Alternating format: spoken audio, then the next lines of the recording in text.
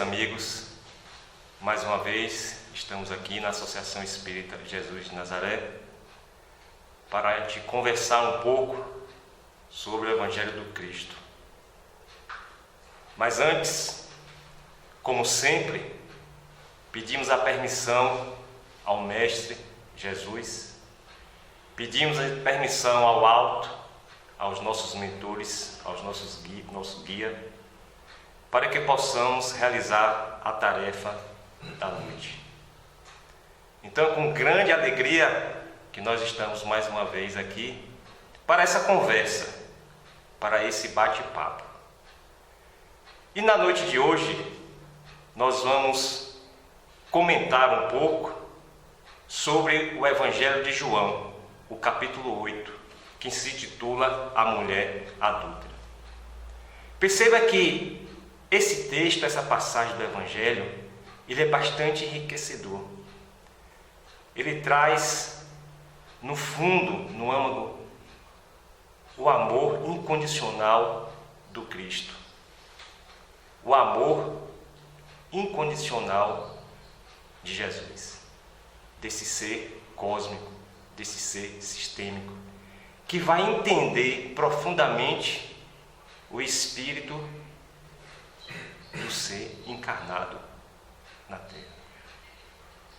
Então, ele vem trazer essa amorosidade, essa bondade, sem julgamentos, colocando e trazendo um conforto para a alma atormentada daquela mulher. E o capítulo começa assim. E perceba que esse texto no Evangelho, ele só está narrado por João. Os outros evangelistas não narram essa passagem, somente João. E ele começa assim: Jesus, porém, foi para o Monte das Oliveiras. Então vale lembrar que Jesus frequentemente ia até o Monte das Oliveiras, né? Quando ele ia orar, ou seja, no final da tarde ou então no início da manhã, ele saía, se afastava um pouco e sozinho ele ia meditar, ia ter essa conversa íntima com o Pai. Então constantemente ele fazia isso. E o texto fala que ele estava no templo, então ele retornou para o Monte das Oliveiras e de madrugada, ou seja, no início da manhã, não é? Ele foi novamente para o templo, ele retorna para o templo. Então, quando a gente faz uma pesquisa da região, não é? Daquela região de Israel, a gente percebe que logo tem a montanha, né? Ou seja, tem esse Monte das Oliveiras e descendo tem esse vale, né? Chamado Vale do Cedron. E logo em seguida ele sobe um pouco, aí vamos encontrar a muralha, né, de Jerusalém. Essa muralha que se encontra lá hoje, ela é do século XVI. Ela está construída sobre a muralha original. Então é a muralha do século XVI. Então Jesus sempre fazia esse caminho.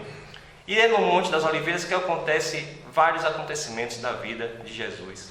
Um deles é quando ele sobe no burrinho, né, e desce o monte e a multidão toda atrás do mestre, né, glorificando e dizendo que ele era o rei, né, o rei de Israel. Pois bem, então sempre ele fazia esse trajeto, era costumeiro fazer esse trajeto, e quando ele chega ao templo, o Evangelho coloca para a gente, uma multidão, todo o povo vinha com ele. Então perceba que uma multidão caminhava com Jesus. Então todo o povo veio ao encontro dele. E após sentar-se, os ensinava. Então vamos fazer só esse contexto histórico, né, da época. Por que após sentar ele vai ensinar? Porque a tradição judaica fala que quando ele ia ler a Torá, né, que são os 5 livros da Bíblia, quando ele ia fazer essa leitura, tinha que ser de costume, né, e tradição, fazer de pé. Mas quando ele ia ler, mas quando ele ia ensinar, ele sentava. Então Jesus estava sentado. O texto coloca aqui para a gente. Então, dando continuidade, ele fala que os escribas e fariseus conduzem uma mulher apanhada em adultério e a coloca em pé. Então essa mulher que eles trouxeram, os escribas e os fariseus. Então quem são esses escribas e esses fariseus, né?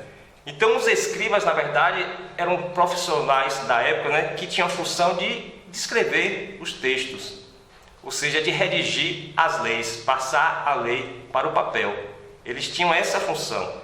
Já os fariseus era um grupo, né, que eles era muito devoto da Torá. Eles surgiram por volta do século II a.C. e, na verdade, eles tinham assim um papel importante, né, no templo. Só que o próprio Jesus coloca lá no Evangelho de Mateus, no capítulo 23, que eles eram como um copo, limpo por fora, mas sujo por dentro. Ele coloca isso. E chamam até ele de hipócritas, porque eles se mostravam para a sociedade com essa pureza da alma, mas no interior eles eram rude de coração. Então Jesus denominavam eles, chamavam ele de hipócritas. Então foi esses dois grupos que trazem essa mulher, segundo eles, adulta. Então, de passagem, a gente já pode confirmar que se tratava de uma mulher casada. E eles trazem essa mulher até Jesus. E Humberto de Campos, no livro Boa Nova, através da psicografia de Chico Xavier, lá no capítulo 13, Pecado e Punição, ele vai descrever como ocorreu a situação. Ele fala o seguinte, que Jesus ele já havia terminado uma de suas pregações na praça pública, quando percebeu que a multidão se movimentava em alvoroço. Alguns populares mais exaltados prorrompiam em gritos, enquanto, olha as características agora da mulher que ele coloca, uma mulher ofegante, cabelos desgrenhados e faces macilentas, ou seja, pálidas, né? Essa é a situação da mulher que chega até o Cristo. Mas Jesus, com todo o seu amor, percebe naquele olhar triste e ao mesmo tempo com medo. Medo porque ela estava já sendo condenada à morte, porque assim era a lei da época, assim era a lei mosaica.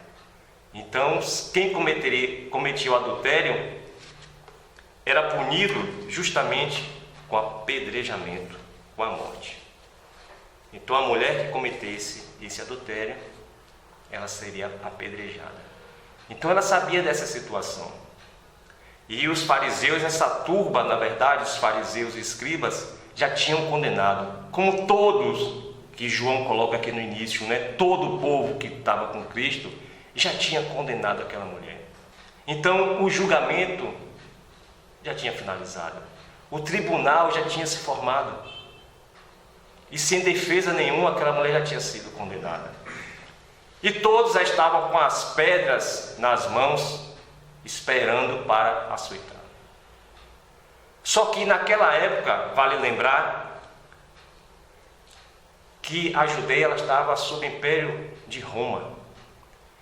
E uma das leis que Roma impôs era justamente que eles não poderiam condenar à morte o cidadão, e só Roma. É por isso que Jesus é levado para Pôncio Pilatos, porque o Sinédrio ele não podia naquela época, né, condenar o Cristo à morte, só Roma. Então eles, sendo assim, eles levam Jesus para Pôncio Pilatos. Então esse tribunal já estava formado, mas o Evangelho é bem claro quando João coloca: dizem a ela, mestre, esta mulher foi apanhada em flagrante adultério. Na lei nos ordenou Moisés serem apedrejadas tais mulheres. Portanto, que dizes tu? Então, olha a pergunta, a questão que eles fizeram por Cristo. Então Jesus, lembra que ele estava sentado, não é? Então sentado, ele e abaixa e começa a escrever na terra. E perceba que o silêncio de Jesus, ele vai falar muito mais do que suas palavras nesse momento. Aquele silêncio prolonga por um determinado tempo e eles voltam a questionar o Cristo. É como se ele estivesse falando intimamente para cada um. O que é que vocês têm a ver com isso? O que é que vocês têm a ver com a vida dessa mulher? Mas até então, a lei mosaica dizia isso. E toda a população já estava enfurecida, querendo fazer a justiça. Então eles falam: que dizes tu? Então, como se estivesse testando o Cristo, se assim pudesse, né? Então, se Jesus concorda com a lei de Moisés, ele iria entrar em contradição com seus ensinamentos. Amai ao próximo, não é? De perdoar os erros. Se bater de uma face, oferece a outra. Então estaria em contradição tudo aquilo que Jesus prega. Em contrapartida, se ele vai de encontro também, né? Ele estaria negando a lei de Moisés. Mas aí Jesus, com sua sabedoria, né? Já com sua resposta pronta ali para dar para eles, então começa a dizer. Diziam isto testando, seguindo o Evangelho. Então João escreve que eles falaram isso testando para ter o que acusar. Justamente se ele ia ser favor, ao contrário, à lei mosaica. Jesus, porém, curvando-se para baixo, escrevia na terra com o dedo. Mas, como continuava a interrogá-lo, descurvou. Perceba que eles continuavam, né? Como ele ficou em silêncio escrevendo na terra com o dedo, como diz aqui no texto, eles continuaram a interrogá-lo. Continuaram a inflamar Jesus, querendo saber qual era a reação dele. Então ele descurvou-se e lhe disse: quem dentre vós estiver sem pecado, atire sobre ela a primeira pedra. Então, companheiros, perceba se não é isso ainda que nós fazemos. Em determinadas situações, nós fazemos ainda como os fariseus, os escribas e a população, o povo que estava naquela praça. Nos armamos com as pedras, não é, do julgamento. Quantos de nós ainda fazem isso? Atirando ainda as primeiras pedras em determinadas situações das nossas vidas. Nós temos ainda esse erro, não é? Que a gente comete do julgamento alheio. Isso acontece a todo instante, seja na nossa família, do parente bem próximo, do irmão, nós estamos ainda atirando essas pedras. Seja no trabalho, nas relações sociais e até dentro da casa espírita. Às vezes fazemos isso sim. Ainda não desarmamos, não conseguimos ainda penetrar, olhar profundamente nos olhos do Cristo, que traz o seu perdão, o seu amor a essa mulher e a todos nós. Mas preferimos seguir a turba, porque em instante nenhum a gente vê Jesus pegar a pedra para açoitá-la, para jogar nessa mulher. Em instante nenhum. Ninguém vê um grupo de cristos, de espíritos puros, apredejando nenhuma mulher. porque é Cristo. É um espírito puro. Mas nós ainda, se passaram aí 2000 anos, ainda trazemos dentro de nós, arraigado nos nossos erros, na matriz dos nossos erros, esse sentimento ainda de julgamento. E como nós fazemos isso? A todo instante. Então, vem que ele vem trazer essa punhalada, na verdade, né? Na consciência de todos aqueles que estavam lá. Quem dentre vós estiver sem pecado, atire sobre ela a primeira pedra.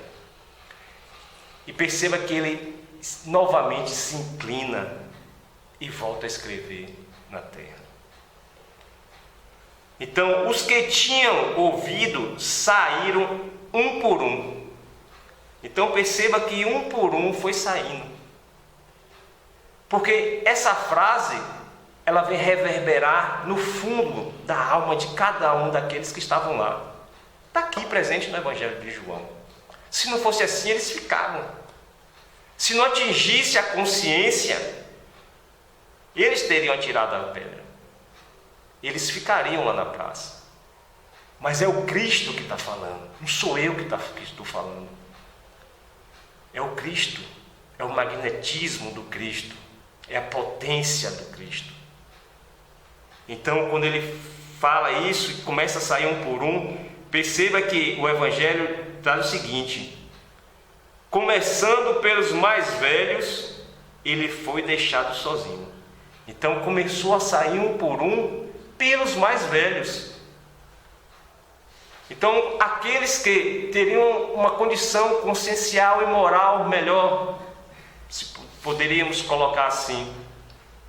Então isso foi arrastando a multidão, dando como exemplo. Então, se aqueles mais velhos estão saindo, perceba que todos os outros também saíram. Não tinham condição moral de julgar aquela mulher. E como nós vamos encontrar aqui na obra de Humberto de Campos, nós não sabíamos a condição que aquela mulher se encontrava. E Humberto de Campos vem trazer para a gente essas informações. Então, dando continuidade aqui no Evangelho, começaram a sair os mais velhos, e ele foi deixado sozinho, e a mulher estava no meio.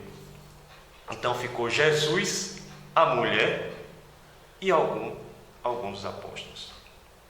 Descurvando-se, então, novamente ele levanta, e Jesus pergunta para ela: mulher, onde estão? Onde estão aqueles que te condenou, que te julgou? Não estou vendo mais ninguém aqui. Perceba que mesmo assim ela não responde nada para Jesus. Ele apenas percebe aquele olhar, mas já mudado. A alma já mais tranquila. Aquela face macilenta já não se encontrava mais. Então uma certa paz foi tomando a sua alma. E quando ele pergunta novamente para ela: ninguém te condenou? Eis que ela responde: ninguém, Senhor. Então naquele momento, a paz do Cristo já tinha invadido a sua alma. Mas Jesus é bem claro. Ele não concorda com a atitude que ela toma. Nem o simples fato dele não condenar, que ele vai concordar com a atitude. Ele separa muito bem a mulher do ato.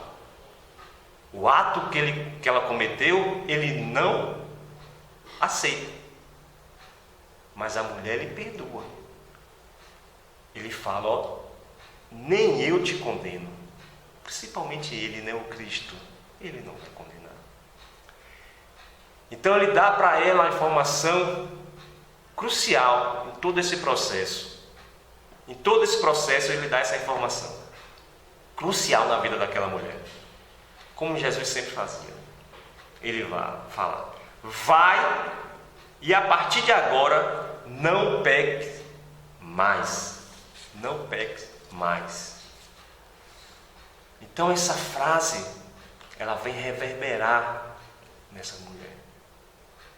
Porque todos aqueles que estavam condenando, e a partir daquele momento ela estava já na beira da morte, não é? Então Cristo vem trazer um consolo para ela, para o seu espírito, para a sua alma.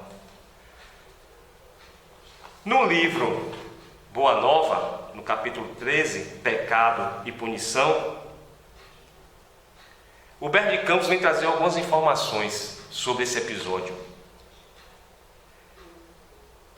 Ele começa, narrando aquela situação, narrando o estado da mulher e traz a informação que toda a Assembleia se fez sentir uma surpresa inquietante quando Jesus fala: quem não tivesse sem pecado, que atire a primeira pedra. Então a gente não tem condição de julgar essa mulher. E perceba que até os apóstolos que se encontravam com Jesus, eles começam entre eles questionar um pouco o que Jesus tinha feito. Mas eis que João toma coragem e vai questionar o mestre, João, o filho do trovão, não é? Porque o João desta época aqui, desse acontecimento, não é o mesmo João que escreve o Evangelho. Já se passaram alguns anos. Então o estado consciencial dele é totalmente diferente. E nós sabemos que João é muito novo nessa época. Então quando ele vai escrever o Evangelho, ele já está lá perto dos 90 anos. Então perceba a grande transformação que ocorre com João. Então, saindo também da condição de julgador das consciências alheias, é isso que nós somos, para o intérprete da palavra de Jesus. Ele questiona o Cristo, ele se aproxima do Cristo e interroga, dizendo: Mestre, por que não condenaste a meretriz de vida infame? Então olha só, esse era o sentimento de todos que estavam ali, de todos, não é? Que Jesus deveria condenar aquela mulher, pois era o que estava escrito na lei mosaica.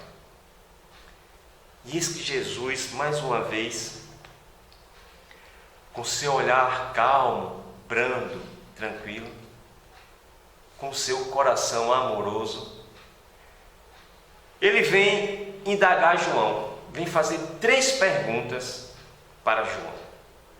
A primeira delas: quais as razões, João, que aduzes em favor dessa condenação? O que traz dentro da tua alma, não é? Que traz essa condição de ser favorável à condenação dessa mulher? E percebes que João não consegue responder. João não tem uma resposta para o mestre nesse momento. Porque essa pergunta vem tocar no fundo lá da nossa alma. Por que eu tenho que julgar meu irmão, o próximo? Então, será que amanhã mesmo eu não posso cometer os mesmos erros e passar para a mesma situação? Então, o que ocorre conosco, né? Quando alguém às vezes comenta sobre A, B ou C, então nós não temos esse cuidado de falar: não, eu posso estar também amanhã na mesma condição, passando pela mesma situação, pelo mesmo problema. Então, por que não acolher? Por que não amar, como diz o Cristo? Então Jesus faz a segunda pergunta para João: sabes o motivo por que essa pobre mulher se prostituiu? Então, uma nova informação Humberto de Campos traz para nós. ela cometeu adultério, ela era casada, mas aqui ela fala que ela se prostituiu. Então, sem condenação, alguma necessidade houve para isso. Ele não aprova a condição dessa mulher, mas ele acolhe, ele ama, ele respeita. Aí ele faz a terceira pergunta para João, e João não respondeu a segunda pergunta também. Aí ele prossegue com a terceira pergunta: terás sofrido alguma vez a dureza das vicissitudes que ela atravessou em sua vida? Então perceba como é fácil julgar a vida dos outros. Mas nós não passamos, não atravessamos por essas vicissitudes que Jesus fala. É muito simples, não é? Pegar as pedras e jogar no próximo. Mas viver a dor, o sofrimento, nas noites escuras, nós não conseguimos fazer isso. Porque já temos as nossas dores, os nossos sofrimentos, e para nós eles são maiores e são mais importantes do que os dos outros. Então eu não consigo ainda compreender os erros advindo do meu irmão. Não consigo. Eu só consigo condená-los e julgar. Mas acolher amorosamente, eu não consigo.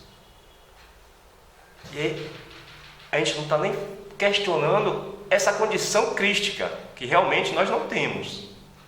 Mas na condição consciencial que nós nos encontramos, ainda também não fazemos esse processo, esse movimento da alma. Aí ele segue: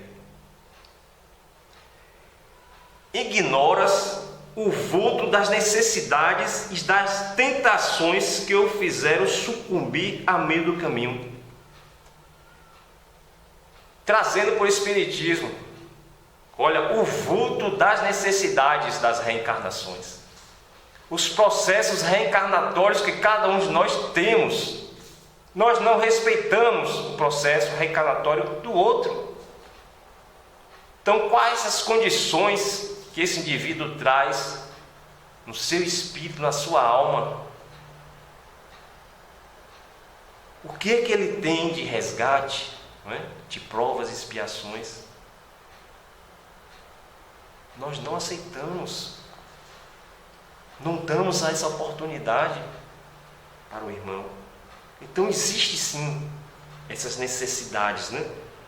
que ele traz. E olha que ele bota: essas tentações que fizeram sucumbir no meio do caminho. Então, quantos de nós sucumbem nos processos reencarnatórios? Quantos, meus irmãos? Então, será que o nosso processo reencarnatório íntimo, cada um agora vai fazer a sua consciência, né? Será que nós nos sucumbimos nesse processo? Ou estamos caminhando a passos largos no nosso processo evolutivo? Aquilo que foi acordado quando nós reencarnamos. É isso que nós temos que fazer nossa crítica interna e nossa análise interna, né? E Jesus prossegue, segundo a informação de Humberto de Campos: não sabe quantas vezes tem sido ela objeto de escárnio dos pais, dos filhos e dos irmãos das mulheres mais felizes. Olha só, quantas vezes tem sido objeto de escárnio. Então, dos próprios parentes. Então nós não sabíamos o processo que aquela mulher estava passando. Por que ela teve que se prostituir? Por que ela estava cometendo esse adultério? E Humberto de Campos, no livro Boa Nova, vem trazer essas informações para a gente. Então não seria justo agravar-lhe os padecimentos infernais da consciência pesarosa e sem rumo. Então olha só, não é justo o que Cristo está falando, não é justo não temos o direito de agravar os padecimentos infernais da consciência do próximo. Já fazemos isso muito bem com a nossa. Isso nós fazemos, não é? Criamos essa condição infernal na nossa consciência. Mas o Cristo está recomendando e nos alertando: não é justo fazer com o próximo. Olha, ele coloca sem rumo, uma pessoa perdida, sem orientação. E a partir do momento que ele fala para a mulher: eu também não te condeno, acende-se um farol. E essa mulher, e Jesus, como essa potência crística, como esse farol que vai guiar, dá esse rumo a essa mulher agora. A partir do momento, ela tem essa direção a tomar. E o Cristo é esse farol que guia e brilha na nossa trajetória evolutiva. Pois bem, ele ainda coloca a seguinte informação. Perceba que nessa história só retrata a mulher, mas o marido, aquele que supostamente foi traído, não é relatado, né? Mas aqui o livro traz uma informação. Quantas vezes lhe tem faltado pão, a boca faminta ou a manifestação de um carinho sincero à alma angustiada?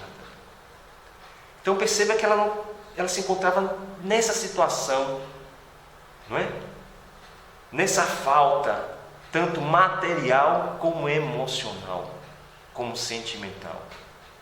Então naquela época, você largar um casamento, você estava condenado. Nem a sua família mesmo ia aceitar.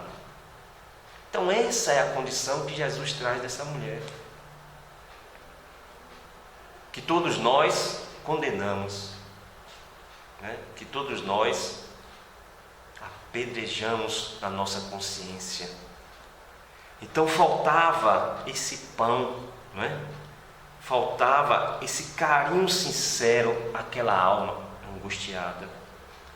E Jesus vem trazer todo esse carinho, todo esse alimento, porque ele disse: eu sou o pão da vida, eu sou a luz do mundo, aquele que me segue não dará em trevas. E foi isso que ela fez. A partir do momento que ela olha, levanta a cabeça e olha para aquele farol, aquela luz do mundo, ela não anda mais em trevas. O seu interior todo se ilumina e uma nova consciência faz brilhar e seguir adiante. É isso que Jesus nos traz. Essa é a proposta do Cristo. Esse, o seu doloroso inferno, na sua aflitiva condenação, é que em todos os planos da vida, o instituto da justiça divina funciona. Até então, nós estávamos saciados pela lei de Moisés. Mas Jesus vem trazer uma justiça divina, uma lei cósmica, a lei de Deus. Ela funciona naturalmente com seus princípios de compensação.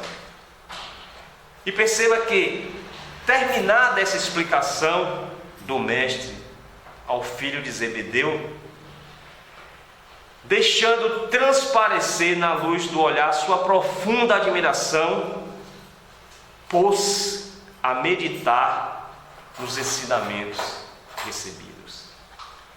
Então, que possamos fazer também como João, e nos colocar a meditar sobre esse ensinamento do Mestre Jesus, desse não julgamento, desse acolhimento de almas. Então é isso que Jesus vem nos trazer, colocando como sempre o seu amor incondicional acima ainda das nossas mazelas. Então que possamos, na noite de hoje, ser aprendizes sim, como João foi nessa passagem, e seguir como aquela mulher, seguir esse farol, seguir esse guia em direção à casa paterna. Que Jesus Cristo nos abençoe e nos ilumine agora e por todo sempre.